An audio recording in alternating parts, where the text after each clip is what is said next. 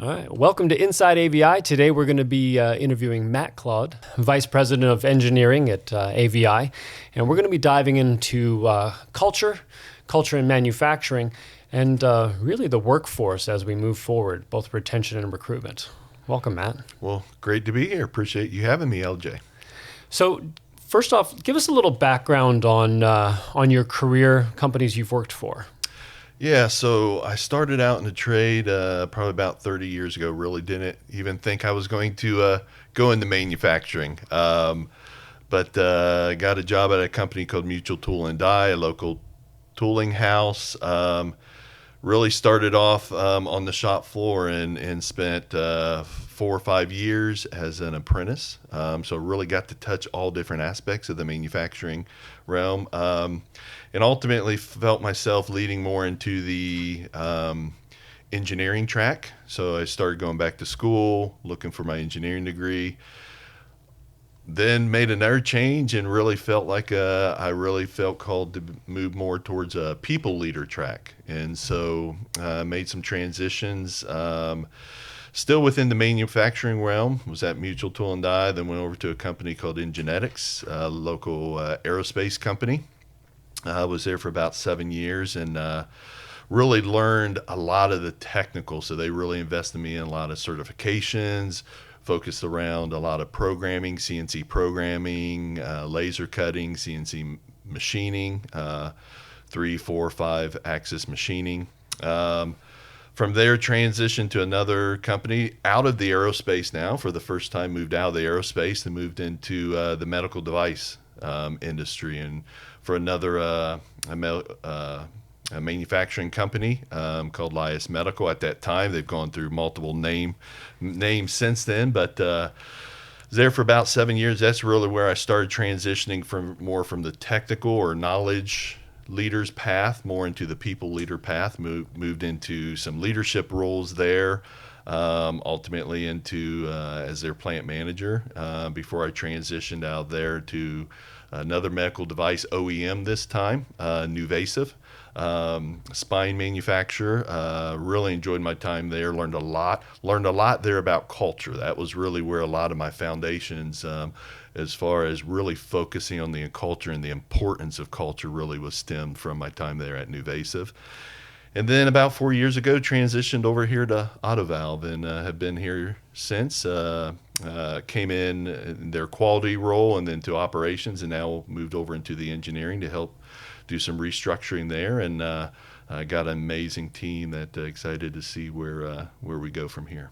Awesome. So nice, solid background in manufacturing. Yeah, definitely. I used to joke with people I've touched pretty much every area other than the finance, but boy, I work pretty close with them.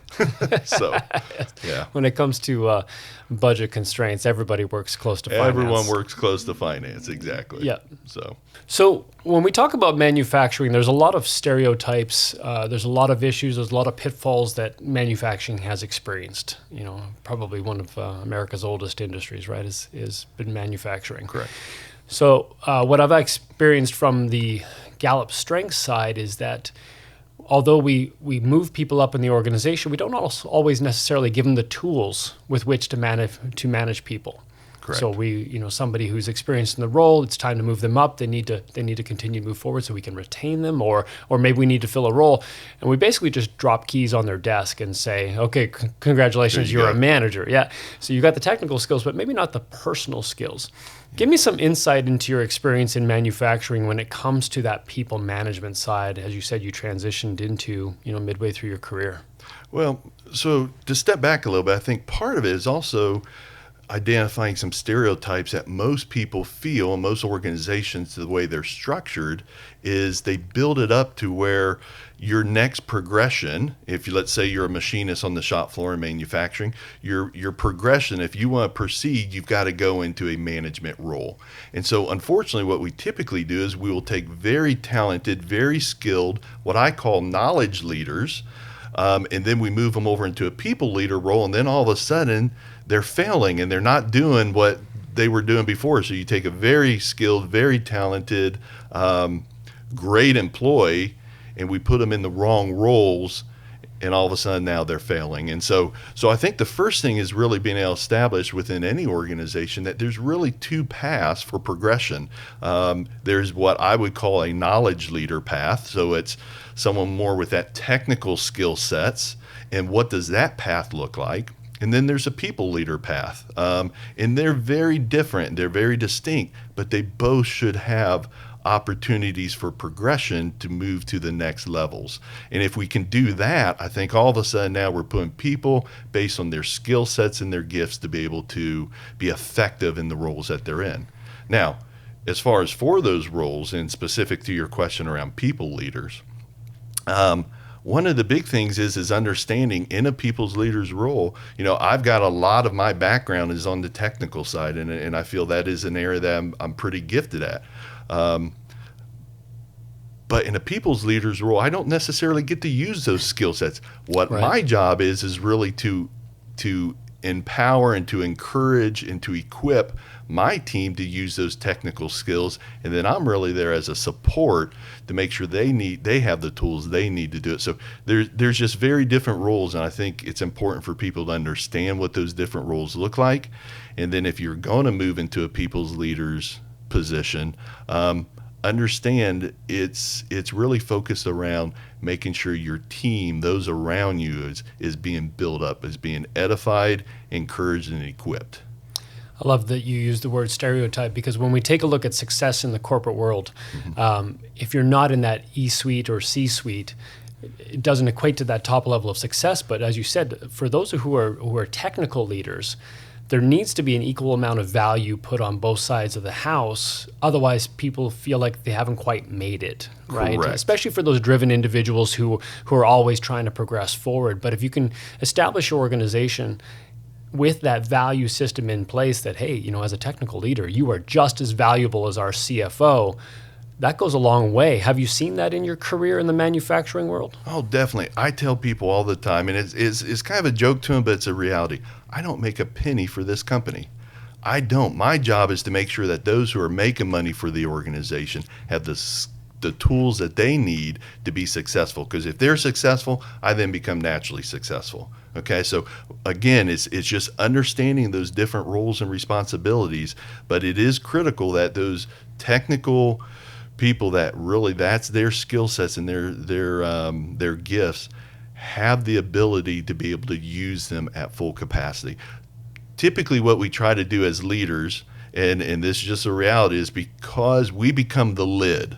Okay, right. We become the lid of the organization because we want to hold people back from being able to use all the skill sets they have. If we can truly empower our employees, and then encourage them to go and make those decisions that they are well prepared to do, then all of a sudden, as an organization, we stop being limited by maybe what some of those our managers or myself could possibly do. Perfect. The word empower is such a great word right now.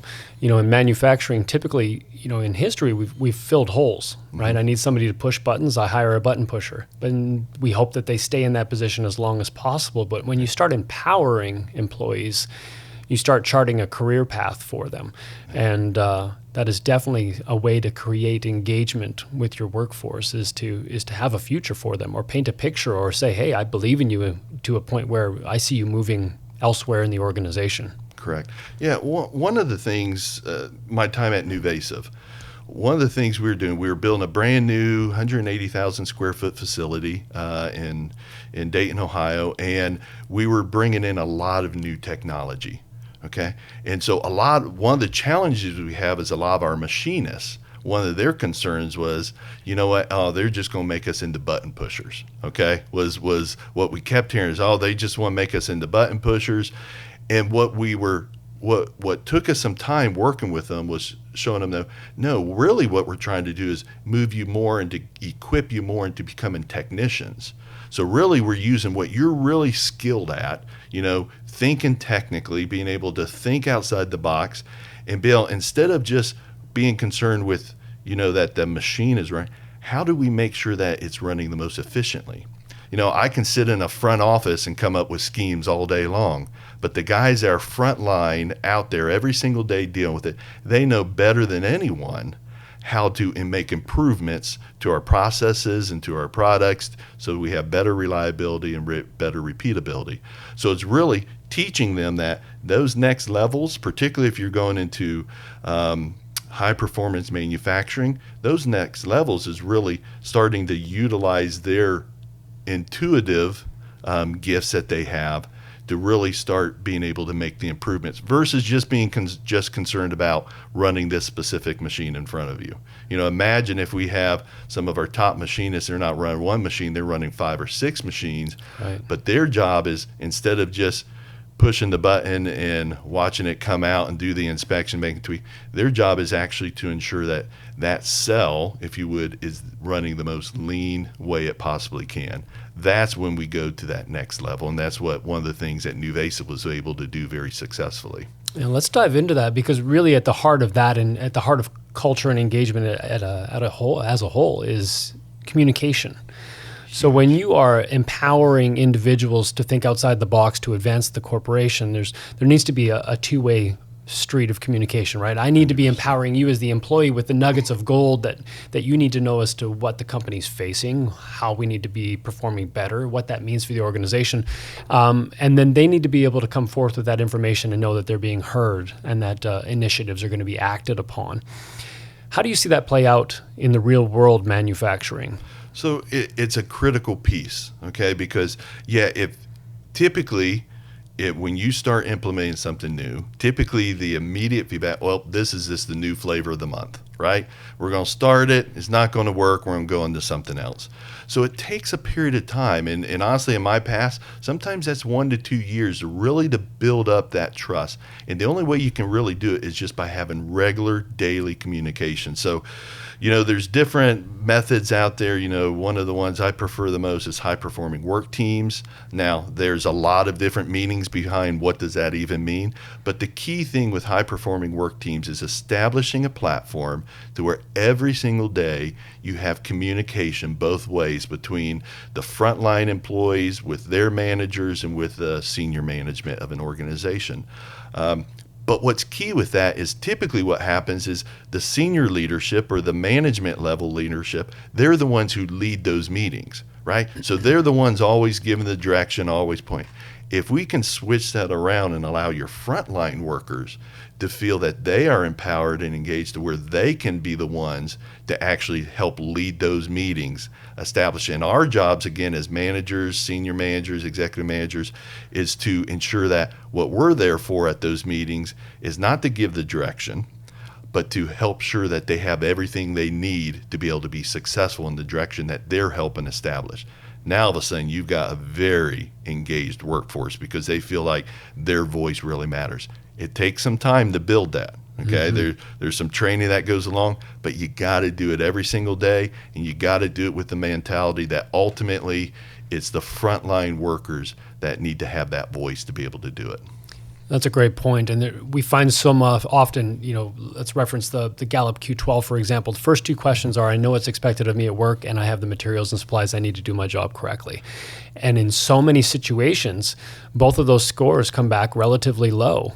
Correct. And it sounds like there is possibly some correlation if you've got leaders in the organization that are not focusing on just providing the team with what they need so that they can excel and thus carry the team forward, but maybe they're stepping outside of their box, micromanaging or overlapping, that's kind of leading to some deficits in those first 2 question responses.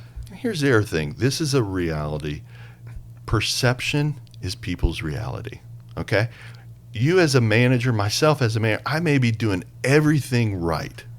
But if people don't perceive it that way, it means nothing. So that's why it's so important to get their engagement into it, because if they perceive that it's something different than what really the intention is, we've already lost the battle at the front line. Right? So that's why it's really important that, we could be supplying everything that they bring up, everything that they want. And still, there's probably other things that they deal with every day that in their mind still is, well, I still don't have the tools I need, right?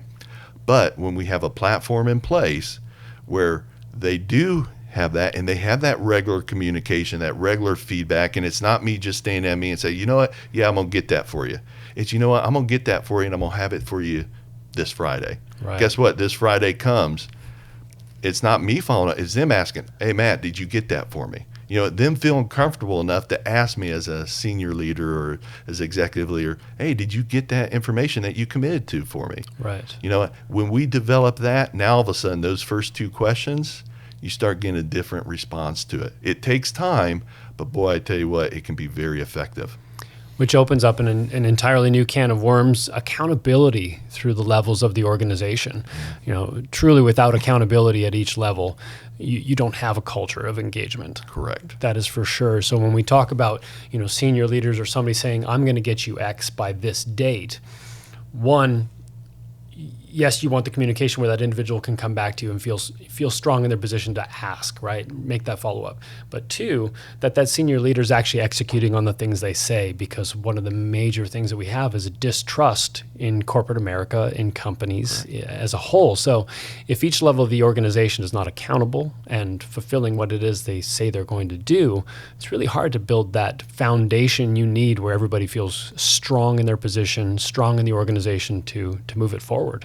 100%. You know, when you look at KPIs in an organization, metrics in an organization, they all typically tie to the frontline employees and what they're doing, right? Right. And so for them, they feel like, hey, you're measuring me all the time, but no one's measuring our management. Yes. I mean, if you sit there and talk to them, that's the feedback you will get. Well, what about you? For me, it's, you know, I have to, if I make a mistake, all these things identify. You make a mistake, you just hit the erase button, right? So the reality is we need to make sure we establish a platform where they know that we're accountable to them just as much as they're accountable to us.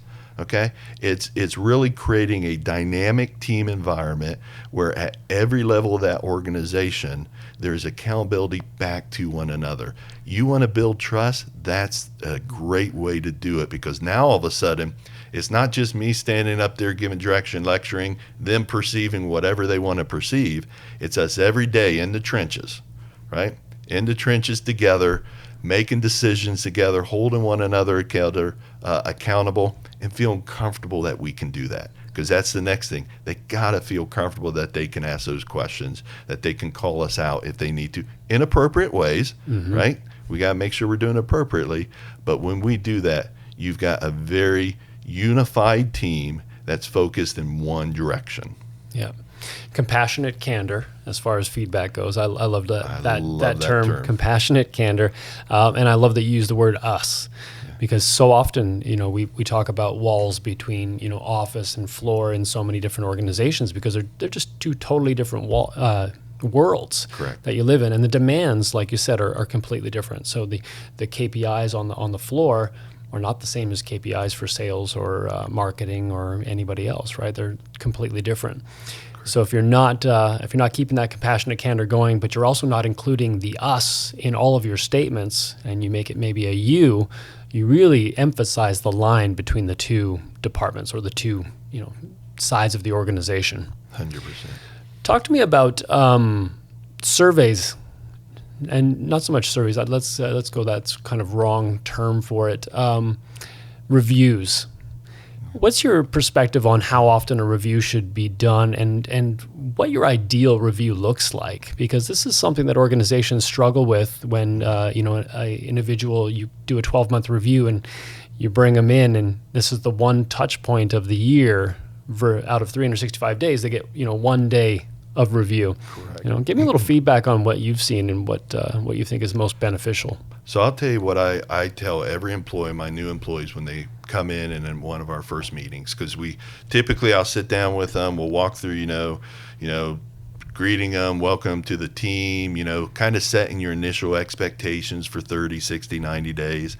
In that meeting, I always tell them, look, in a year, if you have a review and you're surprised by anything, that's not a failure on you. That's a failure on me as a leader, okay? Because that means I am not communicating regularly or effectively to my employees. And so for me, when I think of reviews should just be a standard dialogue of what has already been taking place throughout that past year. You know, people should know if there's an issue or they're concerned or a perception, that's a key one. If there's a perception out there, just have those dialogues, because I can tell you, it goes a long way. If you're talking about over and over and over, and then you get to a review period and you bring it up again, it's really tough for someone to sit there and say, you know what, I never knew about that. Right. Right? Because it's been talked about repeatedly over and over, both ways, good and bad. So reviews aren't just about, what people are doing wrong. Reviews, we should be acknowledging what they've been doing right. Mm-hmm. And if we're doing that throughout the year, throughout the months, throughout the weeks, every single day, it just makes that review process real easy. And it's not some scary thing that's coming up that we got to do with. It's something we're doing already throughout part of our standard work. Got it.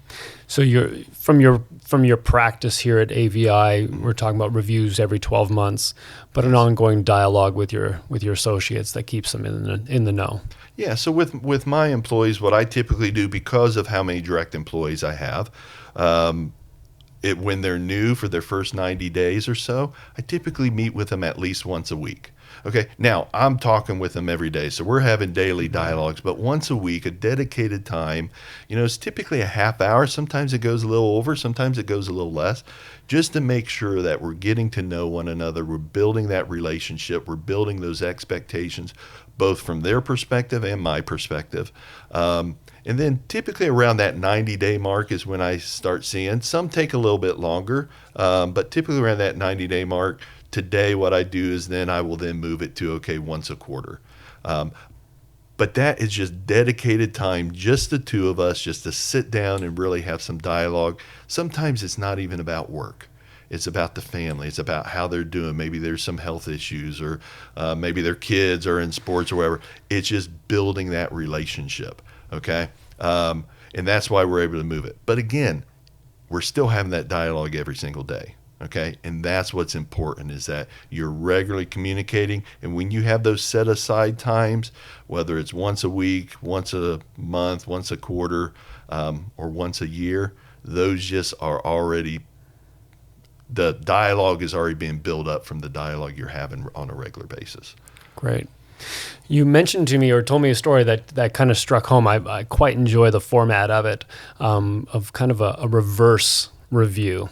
Yeah. Where from the bottom up, or from your subordinates. Tell us a little bit about that process, because that was very interesting to me. Yeah, so we there's two elements to it. So one is, and this is what a lot of companies will do, is they will actually have the employees do a review of themselves, right? And that's great. It's always good to do self-evaluation, so I highly encourage that. But also, do a review of me as a manager, because it does two things for me. One, it helps me understand their perceptions. How are they perceived? I'm assuming everything's going right. Great. We're talking every day, we're meeting every quarter, every week, whatever it is. But when I get that feedback from them as well, it helps me understand, what? I need to make some twists here, because where I'm thinking things are going, it's really not. So I think it's important that as we do reviews, part of those reviews is making sure we get as much feedback as we can from the employees, so they feel they have a voice, but we also have an understanding better of where they're coming from. And so doing those self-evaluations, great, but allow them maybe to do some more evaluations even with you. And it doesn't have to be anything formal. It can just be in the dialogue. What are the things you need from me? What are the things maybe I need to do differently? How can I assist you better? Where are some areas where you feel I'm gapping? Mm-hmm. If we can have those open dialogues, and at first, I'll be honest, it typically, they're trying to feel you out, because I don't know if I can really do this, right? Yeah. But when you do that, it's really building a very unified team between you and your employees. Absolutely. Trust factor. 100%. You've got to have a ongoing dialogue for a set amount of time before that trust really starts to build.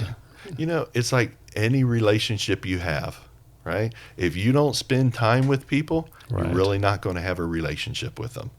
Okay? We got to make sure we're spending time, intentional time, of connecting with people every single day. Awesome. So when we take a look at the manufacturing sphere, I don't want to blanket it or broad stroke it, but a lot of manufacturing facilities start from kind of an owner-operator standpoint. Yes. With that in mind, what are some tidbits you can share with those owner-operator companies that are growing in relation to executive level leadership, because there's a lot of bad examples, a lot of bad role models that people have come up under, which is just individuals making their way through the industry without a lot of leadership guidance or training in the management style. But for even small or medium-sized businesses, what's some advice you would give on that executive leadership level? One thing that executive leaders are typically very good at is they're really hungry. They're aggressive. That's the reason they've gotten to those levels. They're willing to take chances. They're willing to take risks. And so that's something you typically don't have to deal with or talk about with executive leaders. But the idea of being humble, that's something a little bit different. Being willing to admit when you make mistakes. I think that's challenging for us sometimes as leaders, because it almost shows a weakness. Well, if I'm admitting that I'm making mistakes, man, people may start questioning where we're going. Right. For me, the key thing that gives us, though, it gives our direct line employees an understanding that, what, a mistake isn't bad in itself. Let's acknowledge it, and then let's just do something about it. Someone told me once in the past, they said, what, red on a board isn't bad. Issues aren't bad. Issues are just opportunities to improve something, opportunities to make a change. When we stop having issues, a lot of us executives, we stop having jobs, right? So don't look at issues as being bad. Don't look at mistakes as being bad in themselves. Now, obviously, if it's something that's repeated and that just continues to happen, now all of a sudden we got to look at, how do we correct those things? But issues aren't bad. Issues are opportunities for improvement. As executive leaders, we need to make sure that we're willing to acknowledge our own issues or our own opportunities for making adjustments. And when we do, it goes a long way for those direct line employees that report to us. Awesome. I'm a firm believer that corporate America has the ability to change the world. Although when you say the term corporate America, most people, pucker up and run away. Yeah, absolutely. And I believe that because if we can alter the engagement, if we can alter the culture and the enjoyment of individuals while they're at work, which is the majority of their hours, they're then going to take that fulfillment, that success, those accomplishments home to their family versus, traditionally somebody who hates their job, takes that home to their family where they're disconnected, they're disgruntled, they don't want to participate in life. And thus that affects the community as a whole, right? And as businesses, we're here to do good work. You have a strong role in your church. Mm-hmm. Tell me how that role in the organization combines with how you lead. Because obviously that life of service is really, in my opinion, the key to success, right? You are most content when you are living in service of others. Give me a little correlation or some of your experiences on that side in your spiritual life, your personal life. I'm glad you brought that up. So, so I am a pastor. My wife and I serve in our local church. We absolutely love that. I'll tell you, a lot of what we do in our ministry outside of my professional work has been built upon the relationships and what I've learned within my professional environment. Okay? Dealing with people has really taught me a lot of how to relate with people, not just in the professional world, but also in the my ministry side of my life. And so honestly, they're not much different. End of the day, it's just dealing with people. I would say what ministry has really taught me is that there's always something behind the curtain, right? Sometimes it's easy just to assume, this employee was a good employee, but he doesn't care anymore. He's got a bad attitude, bad work ethic. Sometimes when we can get behind those curtains, we start realizing there's a human being who's really dealing with something very serious. And so if there's anything ministry has taught me is to don't take the front view that you're seeing and assume that book cover is telling you all the story, because typically there's stuff behind it. And that's where if we can build those relationships with our employees, we start being able to see some of those things that are going on in people's lives. So doesn't change. There's still expectations that needs to take place within a work environment, but at least we can start having some empathy and maybe help guiding them or directing them to be able to get some help that they just don't know maybe that they need. Perfect. So we've covered a lot of different topics here. Probably going to wrap it up at this point. It's a good place to exit.